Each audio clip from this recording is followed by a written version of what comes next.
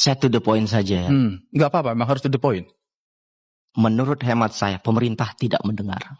Apanya? They don't listen. Di mananya? Bagian mana yang Anda... Ini sudah 1,5 tahun. Kerusakan sudah terjadi, lumbung sudah terbakar, korupsi sudah terjadi. Bahkan kalau bisa flashback ke belakang, 6 bulan sebelum MBG ini dilakukan, kami sudah mengumpulkan data, sudah mengeluarkan studi.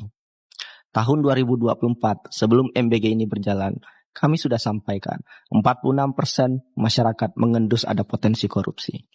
Tahun 2024 kami juga sudah sampaikan, jangan bikin vendor-vendor besar. Serahkan ke sekolah, serahkan ke komunitas UMKM lokal. Tahun 2024 kami juga sudah sampaikan potensi korupsinya dari mana saja. Di SPPG itu di mana saja. Mulai dari pengadaan, penyalahgunaan pengawasan. Tahun 2024 kami bahkan juga sudah sampaikan ada potensi keracunan.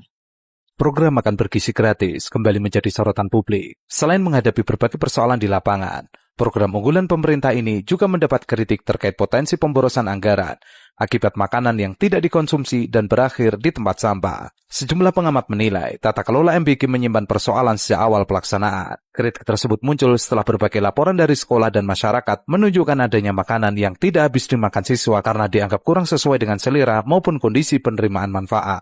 Bahkan yang sekarang kalau kita lihat inefisiensi, itu 1,75 triliun per minggu. Dan itu kan sudah dilakukan dari mulai mengganti, menegakkan hukum, terus kemudian pimpinan kalau bicara soal mendengar masukan, masukan itu harusnya diterima sebelum kebijakan itu dilakukan.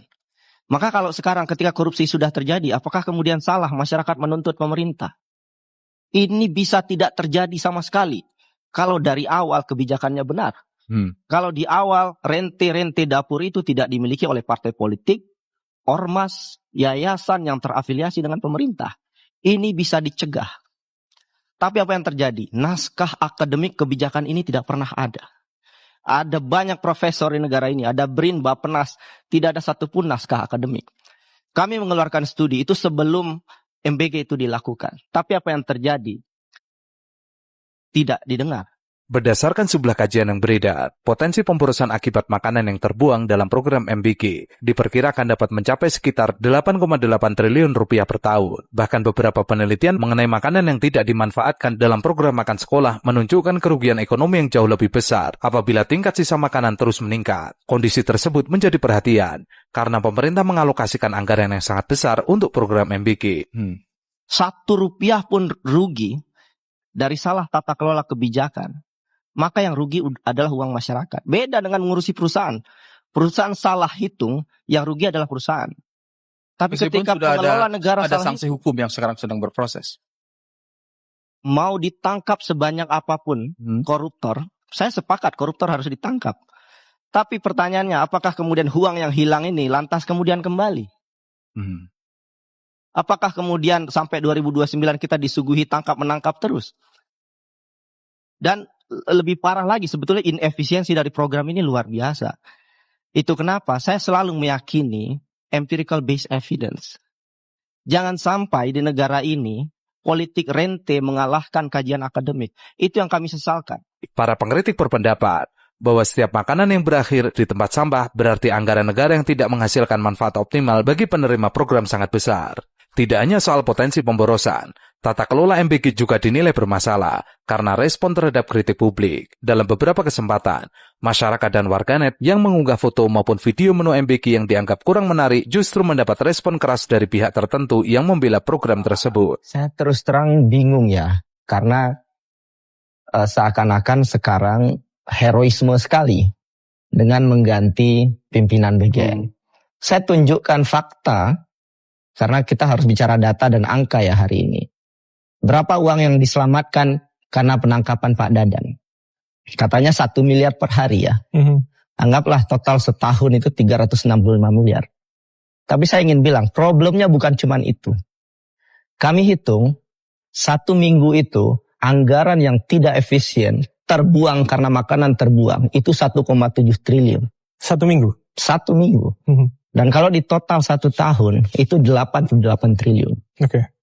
Berbagai menu MBG sempat viral di media sosial, mulai dari porsi yang dianggap terlalu sedikit, menu yang dinilai kurang menggugah selera, hingga kualitas makanan yang dipertanyakan oleh penerima manfaat. Namun alih-alih menjadikan kritik tersebut sebagai bahan evaluasi, sebagian pihak justru menuding unggahan tersebut dapat merusak citra program. Kini sekarang tata kelolanya diperbaiki, memperbaiki tata kelola kan nggak bisa sambil jalan.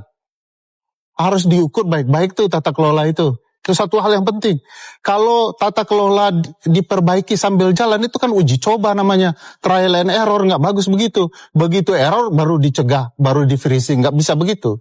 Tata kelola itu harus terukur sedari awal dengan perencanaan. Kedua, ini bukan sekedar penerima manfaat. Kami ingin tahu uang kami 88 triliun itu nggak sia-sia. Dalam konsep pajak, uang itu nggak boleh disia-siakan karena akan ada kerugian lain. Jadi kalau pemerintah hanya melihat penerima manfaat, tapi pemberi pajak merasa dirugikan, kan nggak benar juga itu. Pengamat kebijakan publik menilai sikap defensif terhadap kritik merupakan tanda tata kelola yang kurang sehat. Menurut mereka, masyarakat seharusnya diberi ruang untuk mengawasi penggunaan anggaran negara, termasuk melalui dokumentasi dan penyampaian keluhan terhadap pelaksanaan program. Jadi maksud gue juga, maksud saya juga, ini mohon maaf bro. Sabar-sabar. Jadi maksud saya, enggak gue sabar bro. Gara-gara ini semua tuh repot.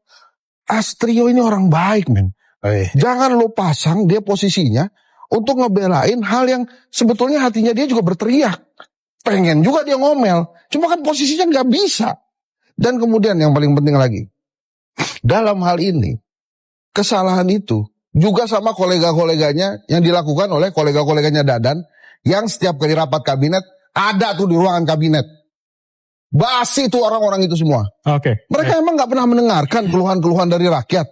Tapi begitu Dadan ngomong kan tepuk tangan semua. Begitu Dadan ngomong, iya juga. Jadi Kenapa? maksudnya tidak cukup hanya 3 ex-pimpinan ini? Enggak, karena mereka semua tahu Dadan disayang Prabowo, disayang Presiden. Jadi mereka gak berani mengungkapkan apa yang mereka tahu tentang MBG. Baik. Kenapa? Mereka takut dimarahin Presiden. Mereka takut diganti. Kan begitu.